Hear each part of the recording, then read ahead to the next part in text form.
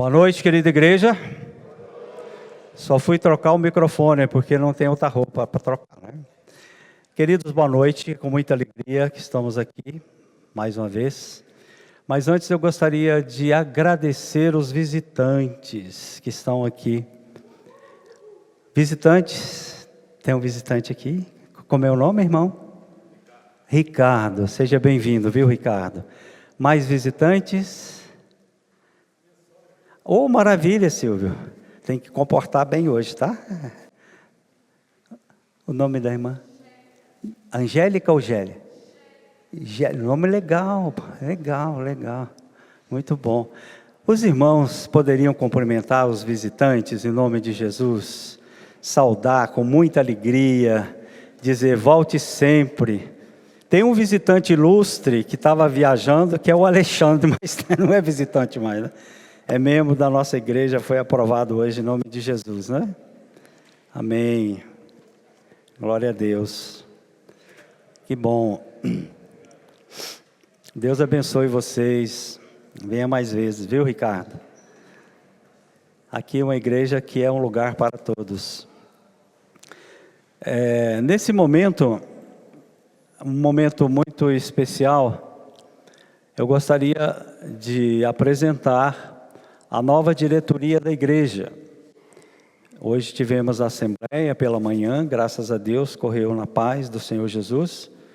Eu gostaria de convidar o professor Roberto, engenheiro, vice-presidente da igreja.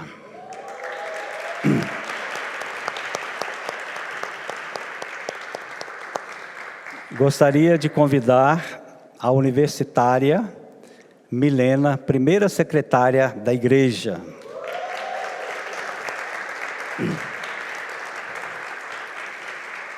Gostaria de convidar a irmã Gleides, engenheira de alimentos, segunda secretária.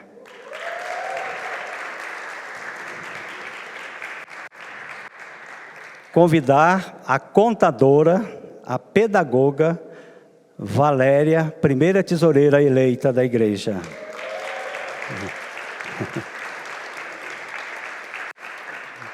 Convidar o irmão Carlos, que foi tesoureiro 4 anos numa igreja e exerce uma função maravilhosa na administração de São Sebastião, que além disso também é pajem, né, gente? Vem aqui, irmão Carlos. A nossa comissão de finanças, que foi eleita, né, o irmão Joaquim, fique de pé, irmão, o irmão Juscelino e o irmão Rubens, que foram, o irmão Rubens está chegando agora, mas já foi tesoureiro de outra oportunidade e é um tremendo regulador das finanças. Parabéns, seja bem-vindo. Pode sentar, podem descer. Obrigado. Que Deus abençoe vocês. E a Assembleia decidiu que o pastor Antônio continua aqui por um tempo, para fazer a transição necessária. Por que o pastor não tem ruhu, não é?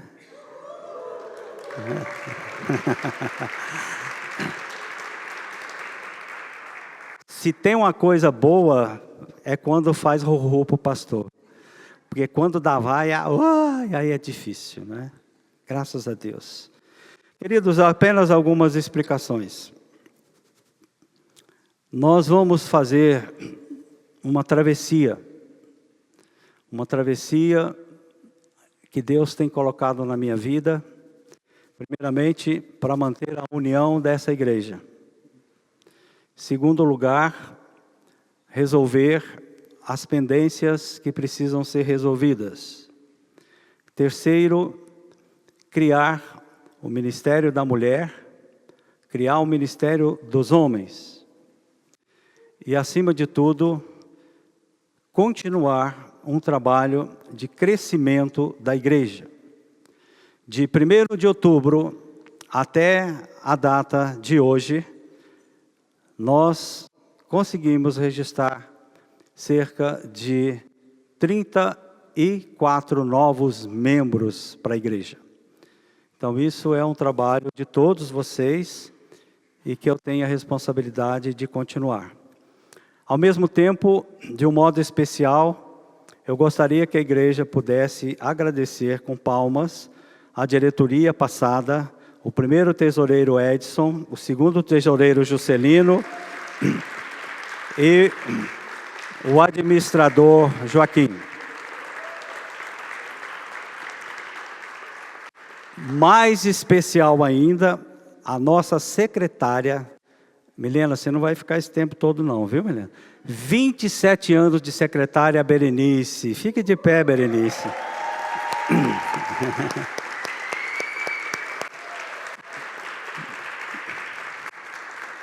Se tivesse aposentadoria para secretária, bateu na trave, viu, Berê? Já estava aposentada como secretária. Pedi a Deus que me ajude nessa travessia, como ajudou Moisés a atravessar o Mar Vermelho. Eu quero que essa igreja se una. E quando olhar para a figura do pastor, se tiver algum problema, fale comigo. Eu saberei resolver, mas me ajude. Algumas atitudes nós vamos ter que tomar da ordem administrativa para resolver algumas pendências, iremos fazer. E, em segundo lugar, pedir a vocês que evitem, no grupo da família, as redes sociais da igreja, apenas lançando avisos, lançando coisas boas, que edifiquem a nossa vida, para que não haja mais conflitos. O inimigo, às vezes, usa desses subterfúgios para desviar o nosso foco.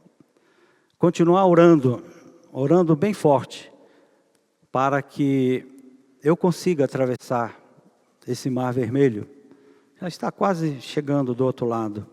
E quando atravessar, o Senhor saberá fazer tudo o que precisa fazer, tá?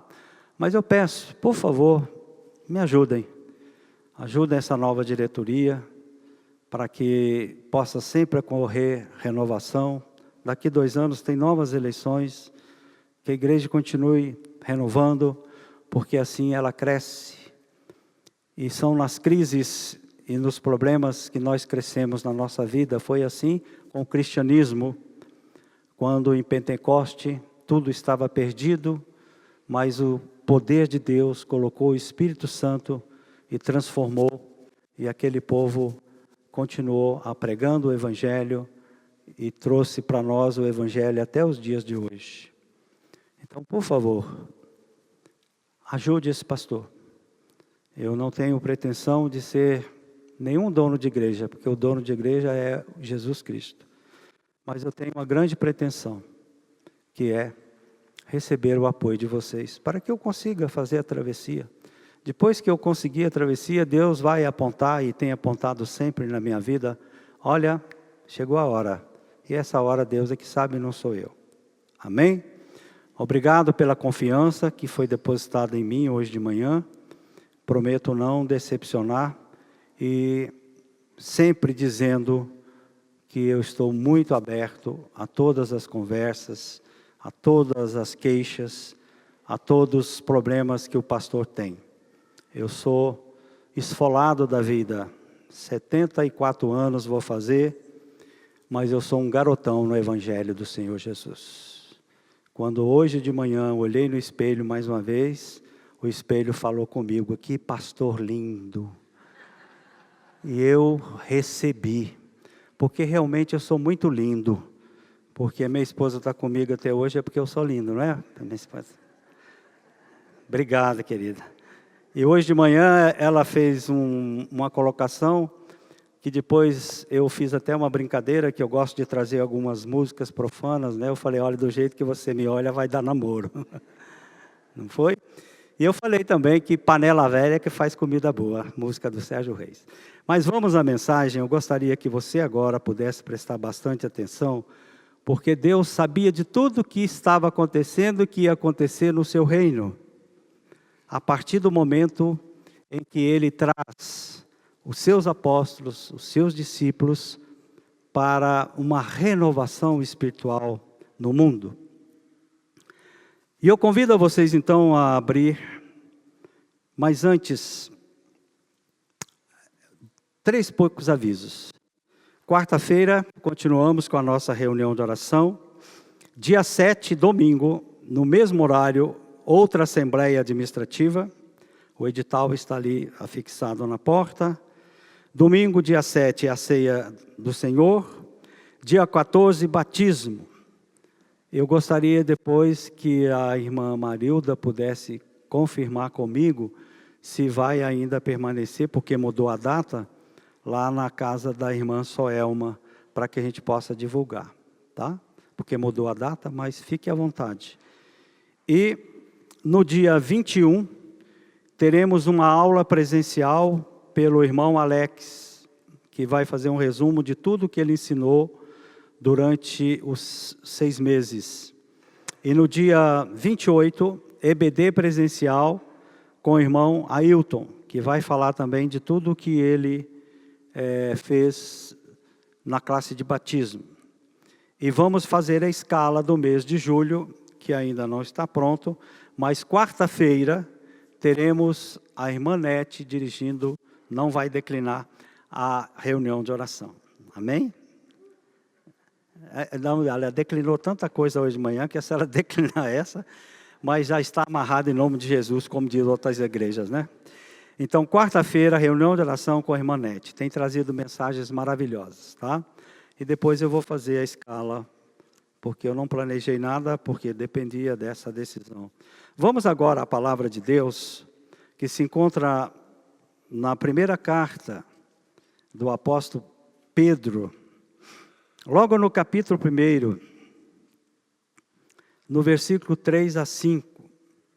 Essa noite eu vou falar um pouco sobre a igreja de esperança. Vou falar de esperança. Diz assim o texto, está ali na nossa tela. Louvemos ao Deus, Pai nosso, Senhor Jesus Cristo, por causa da sua grande misericórdia. Ele nos deu uma nova vida pela ressurreição de Jesus Cristo. Por isso nosso coração está cheio de uma esperança viva. Assim esperamos possuir as ricas bênçãos que Deus guarda para o seu povo. Ele as guarda no céu, onde elas não perdem o valor e onde não podem se estragar e nem serem destruídas. Essas bênçãos são para vocês, que por meio da fé são guardadas pelo poder de Deus. Texto maravilhoso. Senhor Deus, Pai, derrama a tua unção nesse momento sobre essa palavra, que ela possa atingir os corações das pessoas que aqui estão e aquelas que estejam precisando da esperança, Senhor. Que tu coloque agora, em nome de Jesus, o coração aberto para que elas possam receber essa esperança. É o que eu te peço. Usa-me, Senhor, em nome de Jesus. Amém. Amém, Senhor. A misericórdia de Deus, conforme está no texto, nos regenerou de uma forma muito forte para uma vida de esperança. E essa esperança, ela só existe, ela só ocorreu a partir do momento da ressurreição de Jesus Cristo. Se não houvesse a ressurreição de Jesus Cristo, nós não teríamos essa esperança.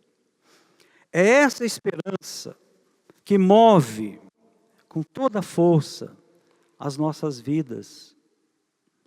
Porque se a gente deixar escapar essa esperança, a gente perde a espiritualidade, a gente perde o sentido da vida. E Pedro, já regenerado, depois de negar Jesus Cristo 3 vezes, depois de tantos conflitos com Jesus Cristo, ele agora traz a palavra, depois de Pentecostes, quando ele clama toda aquela multidão para arrepender dos pecados. E exatamente naquele dia, no dia de Pentecostes, é que vai nascer em nós a esperança. Eu fico pensando, em quem vamos esperar hoje? Na classe política? Não. Nessas promessas mirabolantes que a gente vê todos os dias? Não. São promessas vazias. São promessas que não levam a uma esperança real. Queridos e queridas, nessa noite, só há um caminho para que a gente possa revigorar as nossas energias todos os dias, todas as manhãs. É que ainda continuar esperando. Cristo ressuscitou. Cristo deu a sua vida e Deus colocou no caminho dele a ressurreição. E foi através dessa ressurreição que tudo começou. Se ele não tivesse ressuscitado, os apóstolos, os discípulos tinham voltado para Galiléia e ali eles ficaram. Como ficaram? Porque não creram que Jesus tinha ressuscitado. Foi preciso Jesus ficar mais 40 dias aqui para mostrar que ele realmente tinha ressuscitado, porque foi uma promessa do Pai.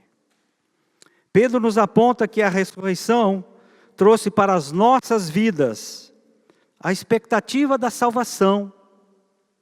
Se não houvesse isso, que expectativa a gente teria na nossa vida? E Pedro aponta que há um futuro maravilhoso para todos nós. É essa a esperança. Quem perde a esperança, perde o sentido da vida. Quem não espera, não alcança, já dizia os ditados. E a ressurreição de Jesus deixa uma herança, que não é uma herança material, de dinheiro. Jesus não deixou casas, apartamentos, carros. Jesus não deixou caderneta de poupança.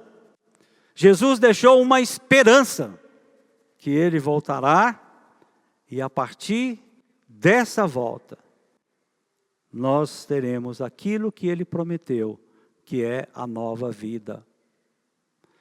Interessante que Pedro classifica aqui com 3 importantes adjetivos.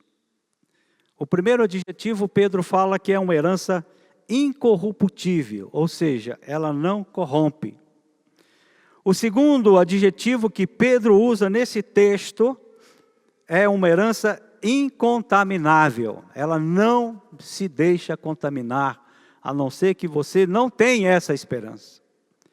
E finalmente, é uma classificação de adjetivo de imarcessível, que em outras palavras significa que não se altera. Dentro desse contexto, essa herança, ela não está aqui na terra, porque aqui tudo está sendo muito difícil. Ela está guardada nos céus, mediante a nossa fé. Agora, uma coisa que eu gostaria que você pensasse comigo. Essa esperança, dificilmente a gente vai conseguir sozinho. Quem buscou a esperança sozinho não alcançou. Essa esperança, ela precisa de um ajuntamento. Ela precisa de vidas, ela precisa de pessoas. Ela precisa de toque. Ela precisa de abraço.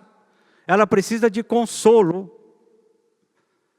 E isso veio acontecer realmente lá em Pentecoste, quando o Espírito Santo desceu e passou a desenvolver os apóstolos, os discípulos, os ensinos de Cristo, que são a causa da nossa esperança.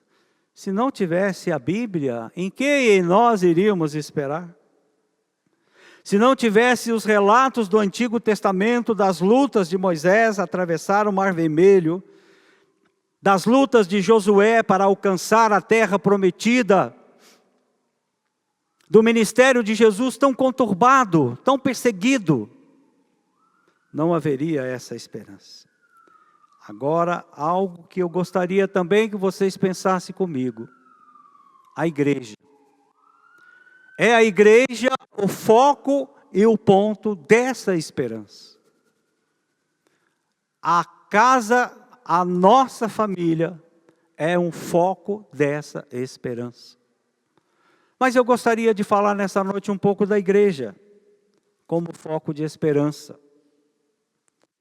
Por isso que nós temos que lutar com todas as dificuldades, desprendimento, para que ao frequentar uma comunidade cristã, seja qual for, que seja frequentado para renovar a sua esperança, porque é aqui que Jesus vai buscar a sua igreja. A palavra de Deus disse que não é nas casas. Quando a gente lê o livro de Apocalipse, a igreja será arrebatada. E essa igreja arrebatada é um conjunto de pessoas. E Pedro vai afirmar lá no capítulo 5, que somos guardados pelo poder de Deus, mediante a nossa fé, para a salvação que nos será revelada no último tempo. Por isso é que é preciso ter esperança. Quando a gente afasta essa espera da nossa vida, perdemos o propósito. Vamos confiar em quê? Vamos esperar em quê? Não tem mais em quem confiar, a não ser em Cristo Jesus nessa volta. Para diminuir a violência do mundo, para diminuir as confusões que a gente vê pela frente, todos os dias.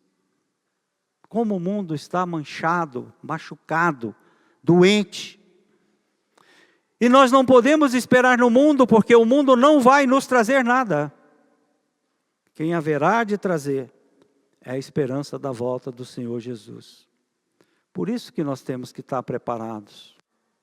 E essa volta, eu já disse aqui, que ela acontece de 2 vezes. Primeiro, quando Deus, Papai do Céu, nos chama antes. Quando a gente morre. A gente tem que morrer na esperança. Segundo, é na volta triunfal do Senhor Jesus, que nós não sabemos, mas que nós cremos que Ele haverá de voltar e nós não sabemos a hora. Mas nós sabemos que a nossa vida é um sopro. Qualquer hora a gente pode partir. Qualquer hora. Não tem nenhum super-homem. Não tem alguém que possa ter esse poder de viver para sempre.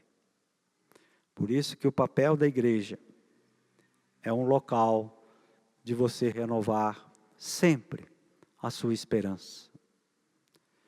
A ressurreição de Jesus trouxe um novo caminho para a humanidade. Trouxe uma nova expectativa. Foi a juntar as pessoas a partir da vinda do Espírito Santo. Porque quando a gente vê o significado maravilhoso daquele momento, nós vamos perceber que foi a partir dali que tudo começou. A igreja tem esse papel.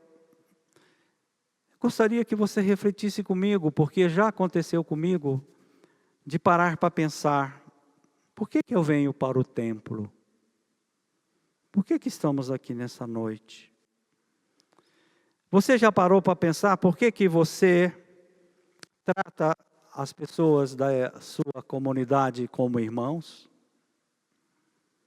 Já parou para pensar por que você vem adorar Jesus em comunhão? Que força é essa? Que mistério é esse? Que não é o mistério revelado pelo Espírito Santo de Deus. Nas tribulações, nas angústias, na ansiedade, nos debates diários da nossa vida, quando a gente tem a esperança batendo no nosso coração, é o Espírito Santo que está do nosso lado. Quando a gente perde a ação do Espírito Santo, a gente perde a esperança. Esperar em quê? Esperar para quê? Para que a gente viva uma vida correta, para que a gente viva uma vida santa, para que a gente possa ajudar o nosso irmão, para que a gente possa ser mais compreensivo, para que a gente possa criar a nossa família dentro dessa esperança. Família que não tem esperança é família que não tem perspectiva da salvação. Paulo bateu muito nisso. Paulo falou muito nisso quando ele escreveu sua primeira carta aos Coríntios. Uma igreja muito complicada, uma igreja problemática, uma igreja cheia de demônios. Mas o apóstolo Paulo não desistiu daquela igreja. Tinha muitos conflitos e divisões. E lá no capítulo 15, versículo 14, Paulo vai tratar de forma direta sobre a ressurreição, quando ele lança essa frase: se Cristo não tivesse ressuscitado, em vão seria a nossa pregação. O que eu estaria fazendo aqui nessa noite, se eu não creio na ressurreição de Jesus Cristo? O que você veio fazer aqui nessa igreja, nessa noite, se você não crê que Jesus Cristo ressuscitou e que vai voltar? Vai voltar, e se não assim for, é em vão a nossa pregação. E Paulo continua também no versículo 19, explicando para aquela comunidade de Coríntios.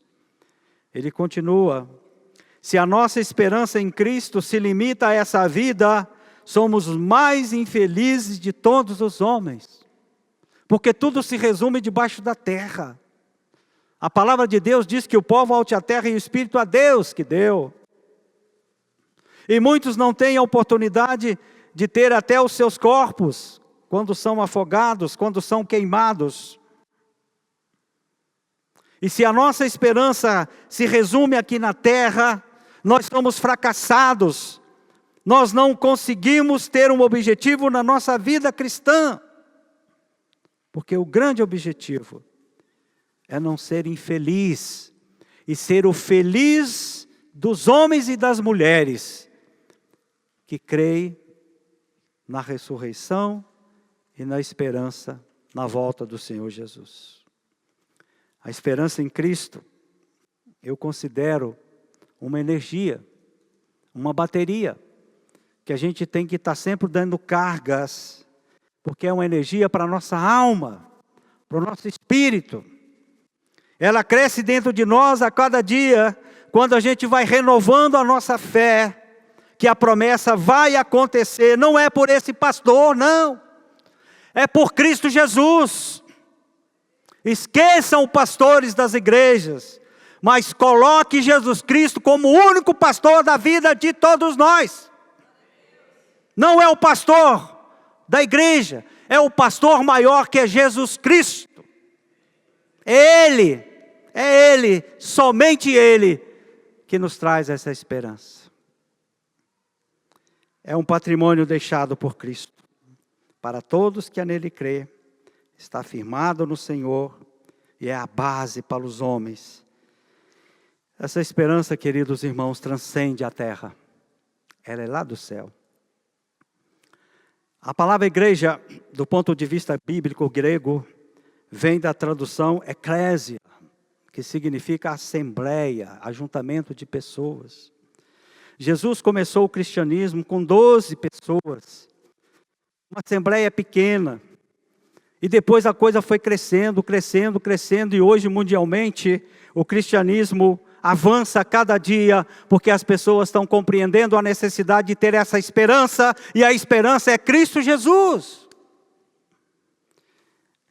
Essa assembleia foi tão importante para Jesus, quando lá em Mateus capítulo 16, ele vai dirigir para Pedro, versículo 18 e 19, quando ele disse: as portas do inferno não irão prevalecer sobre a igreja de Jesus.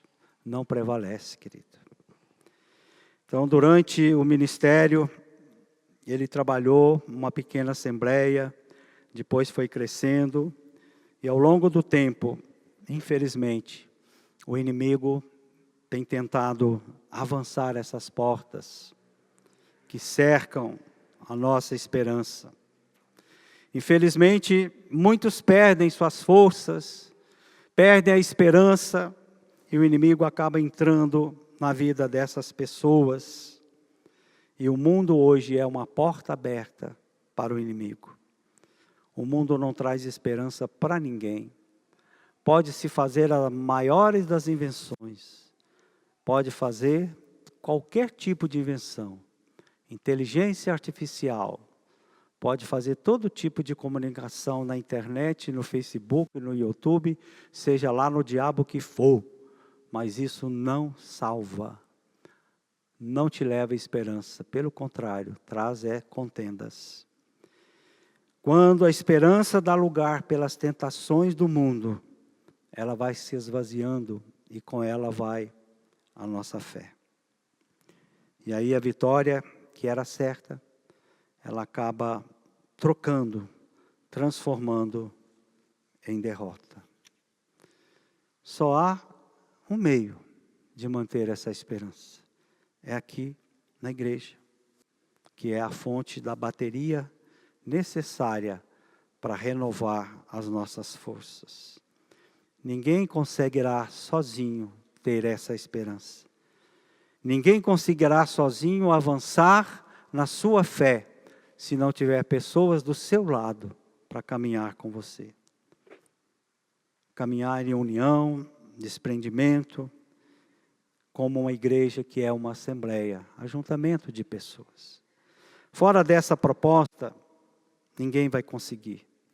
E muitas pessoas às vezes vêm para a igreja, vêm por vir, é porque tem que vir, e não é assim que tem que vir. Aqui você tem que buscar a energia que você precisa. E as grandes dificuldades que as igrejas estão passando justamente são por essas coisas. Pessoas não têm compromisso mais com o cristianismo. Não tem compromisso, vem por vir, porque as pessoas têm que vir e ver que ela veio. Mas quando você busca, não tem esperança nenhuma de salvação. Nós queremos uma igreja que seja fortalecida no Senhor Jesus. Nós queremos e sonhamos com a igreja que seja a fonte dessa vida, de transmissão de energia positiva, de uma fé limpa, para que a esperança não morra. Fora dessa proposta, ninguém seguirá sozinho. Por isso, nessa noite eu trouxe esse tema, um tema que exige de nós reflexões. E eu creio que nessa noite é uma noite de oportunidade para a gente renovar essa esperança. Às vezes, lá no fundo, ainda tem um fiozinho de esperança, que nessa noite pode ser transformado numa grande eletricidade espiritual para você romper as barreiras da sua vida, para você romper a sua fraqueza, as suas dificuldades. Quarta-feira agora, na nossa reunião de oração, eu falei sobre Abacuque, um profeta desconhecido que escreveu 3 capítulos. A palavra Abacuque significa aquele que abraça. Interessante o nome dele. E ele blasfemou contra Jesus, contra Deus o tempo todo. Ele perdeu a esperança, ele estava angustiado, ele estava decepcionado, porque Nabucodonosor acabava de destruir Jerusalém, que era o local maravilhoso do povo judeu, foi destruído por Nabucodonosor.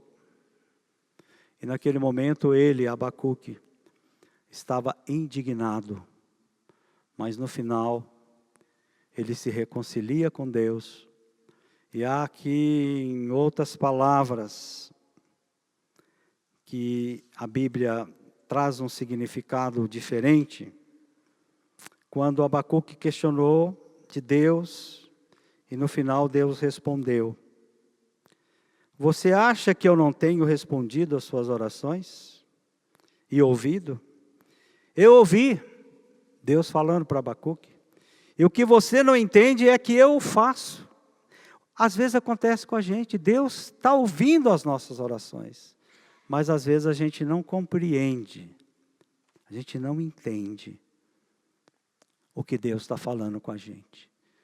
E a gente muda o caminho e a esperança vai junto com Ele e acabamos perdendo essa esperança. Mas no final, Lá no capítulo 3, versículo 17 a 19, você não precisa abrir. Lê em casa Abacuque. Foi Abacuque que colocou na boca de Paulo: o justo viverá pela fé. Foi lá em Abacuque. Não foi Paulo que criou essa frase. Quando vemos o autor de Hebreus, também é Abacuque que sai a frase que o justo viverá pela fé, quando o autor de Hebreus narra que sem fé é impossível agradar a Deus. Lá de Abacuque. Não foi nem Paulo que falou isso. Eu gosto muito disso aqui, tem até um louvor que fala sobre isso.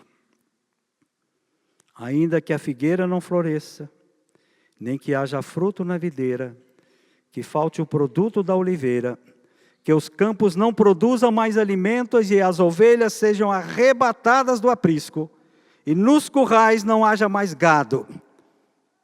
Apesar de tudo isso, todavia, eu me alegro no Senhor, e exulto o Deus da minha salvação.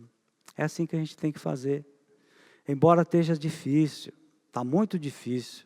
A conta de água subiu, a conta de luz subiu, o IPTU subiu, o IPVA subiu, os motoristas não respeitam mais a gente no trânsito, os nossos chefes não têm Jesus no coração e a gente tem que aturar eles.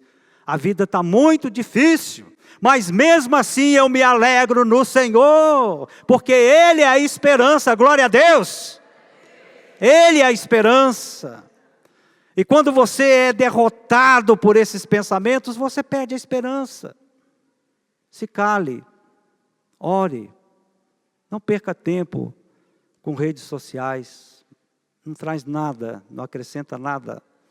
O tempo que você vai digitar no Zap, leia a palavra de Deus, ore, aí você vai renovar a sua esperança. Queridos, nessa noite, é uma noite de renovação da nossa esperança. Se você está cansado, se você está angustiado, se você está desanimado, Deus tem um propósito para você nessa noite aqui, nessa casa de oração. Ele vai renovar a sua fé. Ele vai renovar a sua esperança. Gostaria que os meus queridos colocassem então, na primeira carta de Paulo aos Coríntios, no capítulo 2, versículo 9, que é também um texto de Isaías, que está lá no capítulo 34, 64, versículo 4. Paulo usa muitas coisas do Antigo Testamento. Olha o que está dizendo esse texto. Porém, como diz as Escrituras Sagradas, ou seja, o que Isaías falou, o que ninguém nunca viu, nem ouviu, e o que jamais alguém pensou, é que podia acontecer. Foi isso que Deus preparou para aqueles que o amam. Creia nisso, queridos. Deus preparou, está preparando a cada dia, mas Ele precisa que a gente renove a cada momento essa esperança. Mais uma vez, não na figura do pastor. O pastor é um pecador, como todos vocês, mas na figura de Cristo Jesus. Gostaria de convidar o grupo de louvor para estar aqui, e a gente vai orar nesse momento, para renovar essa nossa esperança. E nessa noite eu gostaria que você pudesse abrir seu coração. Às vezes os nossos corações são duros, são apedrejados, calejados pelas coisas do mundo. Essa é uma noite que a gente pode renovar esse sentimento de esperança. Renovar, não na figura do pastor, por favor, esqueça o pastor, mas na figura de Jesus Cristo. Fique de pé.